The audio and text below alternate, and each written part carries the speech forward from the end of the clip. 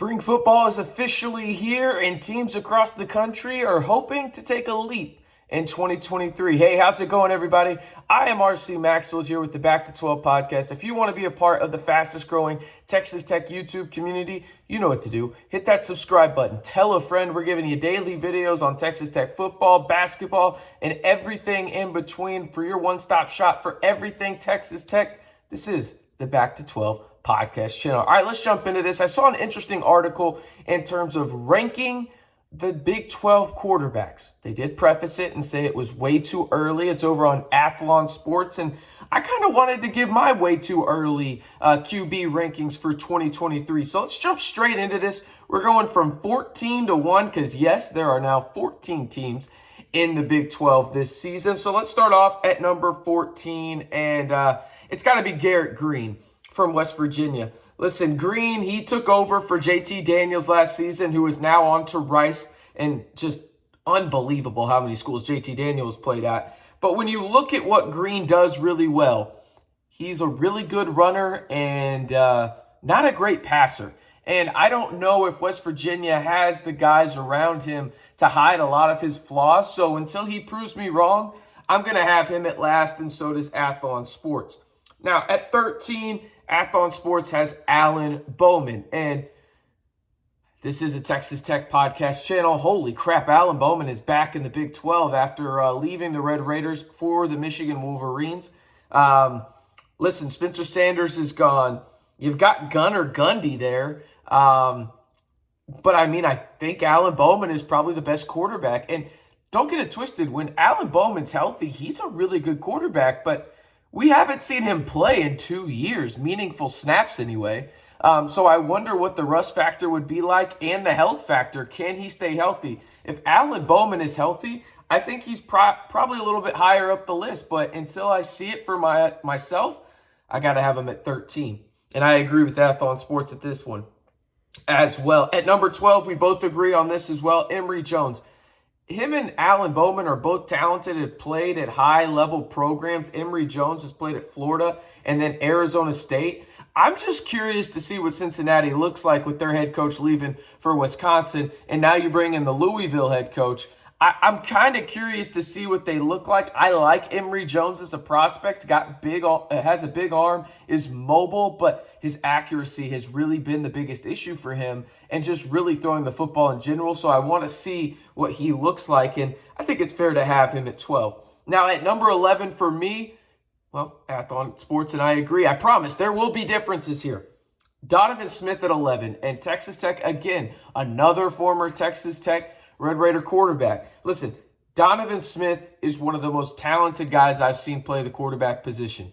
I think he needs reps. I think it's there, and I think he truly is a quarterback. But he has been a roller coaster. There has been big-time splashes, and there has been big-time whiffs when it's come to Donovan Smith on the field. There's no question in my mind that he can throw the football really well. We obviously know his ability to pass the football.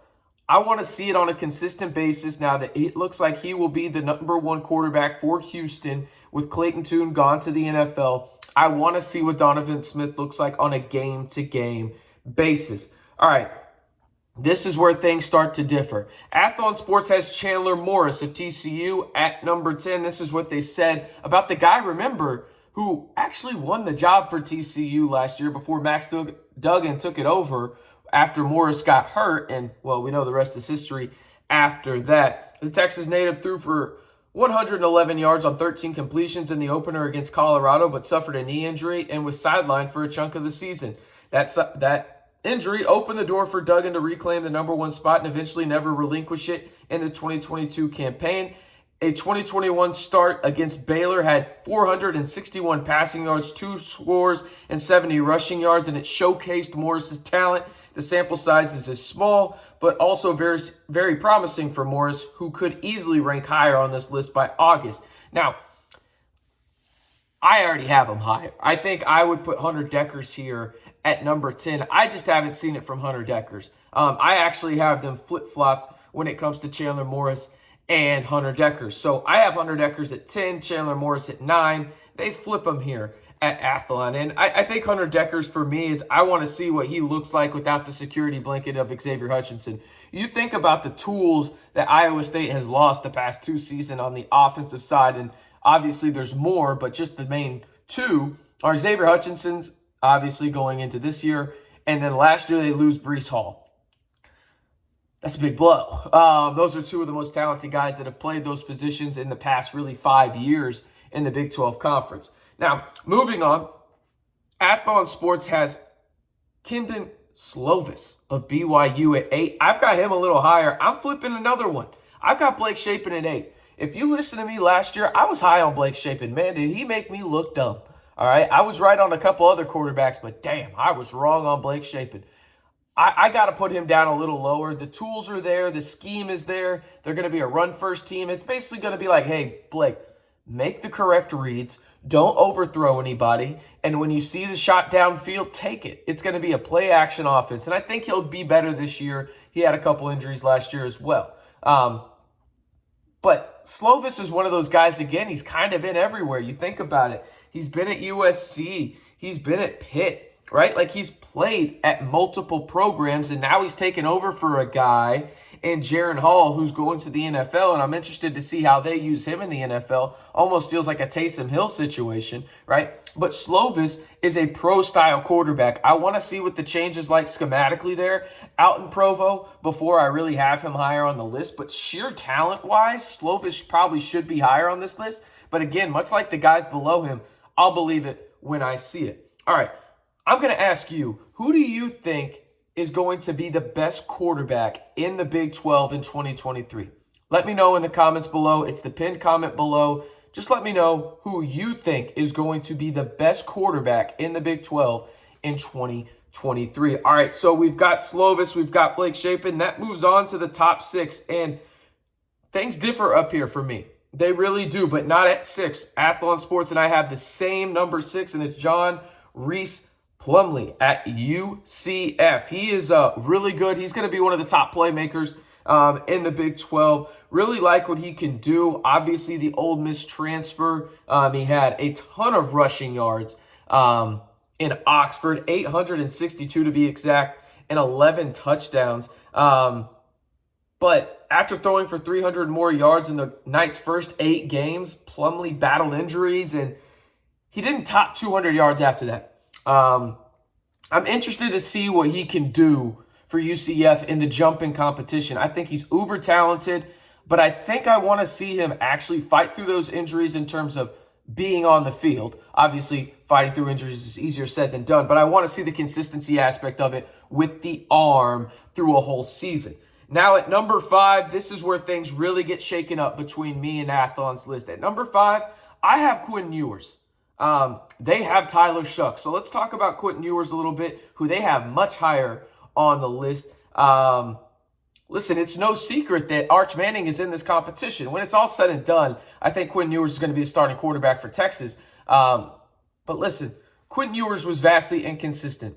He's done it for 1 year. The talent is obviously there. I think he could make me look foolish here when it comes down to it, but it's way too early predictions right now. And the reason I have Quinn Ewers down there is because he hasn't done it for a full season, and the Arch Manning aspect of this. The tools and everything like that are there, but I also want to see who do they replace Bijan Robinson with. Listen, that's no easy feat, right? Like, that is a once-in-a-generation type running back that he got to play with. So I want to see how they react offensively. Obviously, there's going to be a talented dude in the backfield, but how does the load shift from the running back position onto Quinn Ewers' shoulder, and how does he respond to that? Again, they have Quinn Ewers at 3. I got him at 5. Next up on my list is Tyler Shough, who Athlon has at 5.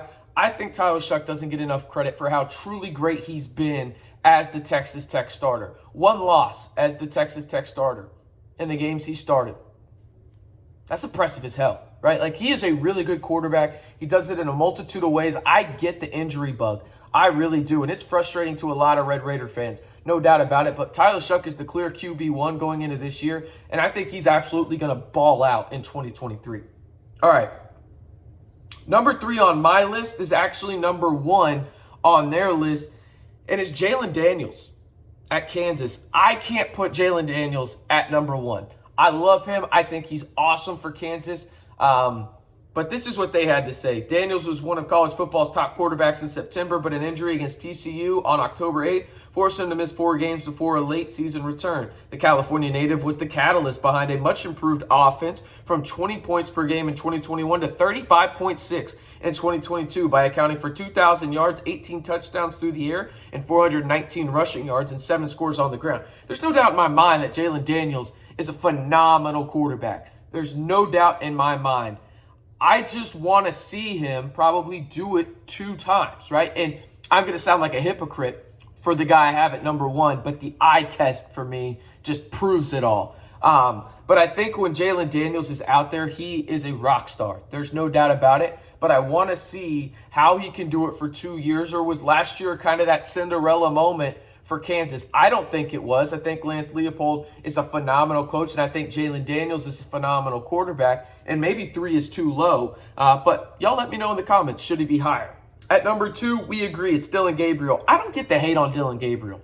I really don't. Like, is he the best quarterback on the planet? No, but he is a really, really good Power 5 quarterback. Simple and plain, and he's going to be benefited by, well, playing at Oklahoma with a ton of weapons. He's going to be behind one of the best offensive lines in the Big 12, going to have one of the best run games in the Big 12, and have one of the best receiving corps in the Big 12. And he's good enough to capitalize and get them to their potential, right? So last year he was injured. I think this year he's going to absolutely ball out in his second year in Norman. And that leaves one guy at number 1 for me, and they have him at number 4. It's Will Howard. I truly believe Will Howard is that guy. He's that dude, right? Kansas State is really good. The job that they have done up in Manhattan is phenomenal. Sure, they lose Deuce Vaughn. Sure, they lose a little bit on defense. But I think they got their guy for at least the next 1 or 2 years in Will Howard, because he balled out after he took over for Adrian Martinez in mid-October. He earned 10 starts in 2020, 2021 after various ailments with Skylar Thompson. But listen to what he did, right, en route to leading K-State to a Big 12 title. Howard threw for 1,600 yards, 15 touchdowns, just 4 picks. His yards per attempt jumped to 8.2 from 5.9 in 2021, while his completion rates actually increased damn near 6%. Will Howard is that guy, and I don't know if there's anything outside of injury that will change my mind in terms of him being the number 1 quarterback going into 2023. Let me know if you agree or disagree with any of our lists, either Athlon or myself. And again, if you want to join the biggest and fastest growing Texas Tech YouTube community, hit that subscribe button to stay in the know all year long right here on the Back to 12 podcast channel.